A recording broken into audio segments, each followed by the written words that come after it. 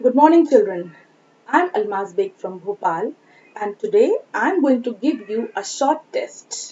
आज मैं आप कक्षा 10 के विद्यार्थियों को पाठ 1 इंग्लिश जनरल इंग्लिश पर आधारित एक छोटा सा टेस्ट पेपर देने जा रही हूँ। हमारे लास्ट वीडियोस में आपने देखा light the lamp of thy love की समरी को, उस पर आधारित शब्द अर्थ, वोकैबुलरी एक्सरसाइजेस और टेक्सचुअल क्वेश्चन आंसर्स को। आप में से कुछ बच्चों ने नोटबुक में भी उन्हें उतारा, अच्छी तरह स्टडी किया, लर्न किया। अब नेक्स्ट जो हमारा स्टेप है वो है उसको टेस्ट लेना। तो इस वीडियो में मैं आपको कुछ क्वेश्चन देने वाली हूँ जिनको आपको पढ़कर अच्छी तरह समझना है और उसके बाद उनका उत्तर देना है। आपके स्क्रीन पर test paper 1 class 10th lesson 1 और नाम क्या है? ये एक छोटी सी कविता है, light the lamp of thy love. आपकी स्क्रीन पर कुछ प्रश्न दिए गए हैं। पहले मैं इन क्वेश्चंस को पढ़ के बताऊंगी, आपको इसका मतलब समझना है और फिर आपको इनका उत्तर अपनी नोटबुक में स्वयं लिखना है। Read the extract carefully and answer the questions given under it. आप देख सकते हैं यहाँ पर एक कविता दी गई है। जो कविता आपने पढ़ी उसमें से 4 पंक्तियां दी गई हैं, उन पर आधारित नीचे 5 प्रश्न दिए गए हैं। इन पंक्तियों को पढ़कर इन प्रश्नों के उत्तर आपको देना है। आपको कविता नोटबुक में नहीं उतारना, आपको प्रश्न भी नोटबुक में नहीं उतारना। आपको प्रश्न पढ़ना है और उनके केवल उत्तर ही लिखना है। I am reading the poem. अब मैं आपके लिए कविता पढ़ के बताती हूँ। Change my darkness to the light and my evil into good, touch me but once and I will change all my clay into thy gold. Questions. Name the poet of the poem. Poet का नाम लिखना है। ये जो poem है इसके poet का नाम लिखना है। Second question, light stands for. Light किसका प्रतीक है? इसके उत्तर के लिए 4 ऑप्शंस आर गिवन। आपको 4 विकल्प दिए गए हैं। आपको इनमें से सही ऑप्शन का चयन करके उसको उत्तर पुस्तिका में लिखना है। Now question C, darkness stands for. Darkness किसका प्रतीक है? फिर आपको 4 ऑप्शंस दिए गए हैं, इलेक्ट्रिसिटी, नॉलेज, इग्नोरेंस और क्ले।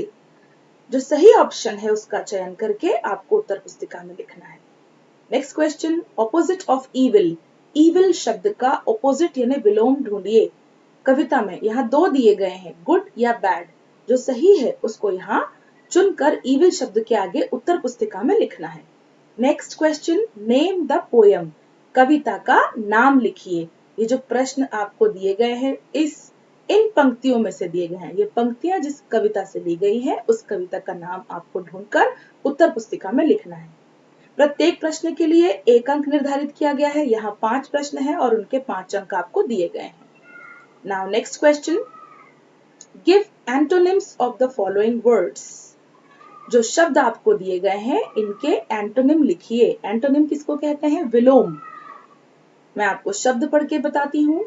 आपको इनके उत्तर आपकी नोटबुक में लिखना है। आपको पहले शब्द लिखना है, ये वर्ड लिखना है और उसके आगे उसका ऑपोजिट लिखना है, एंटोनिम लिखना है।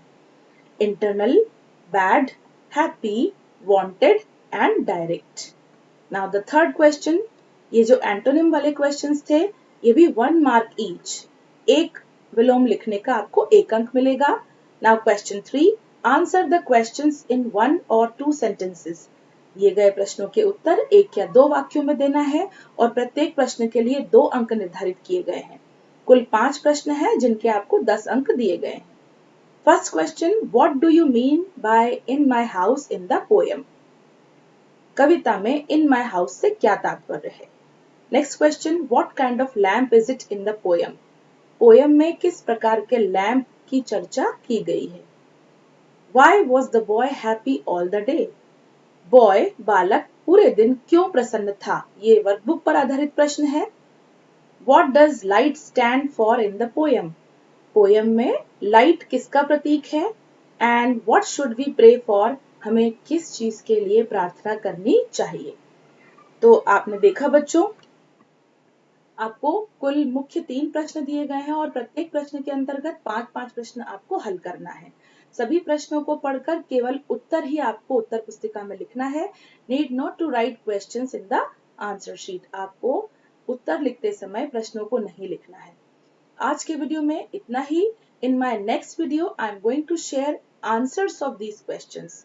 अगले वीडियो में मैं इन प्रश्नों के उत्तर आपको शेयर करूंगी ताकि आप स्वयं उन उत्तरों को अपनी कॉपी में लिखे गए उत्तरों से मिलान करें और स्वयं ही अपनी गलतियों को ढूंढकर उनको दोबारा सही लिखने का प्रयास करेंगे। आज के वीडियो में इतना ही, फिर मुलाकात होगी। जब तक के लिए गुड बाय।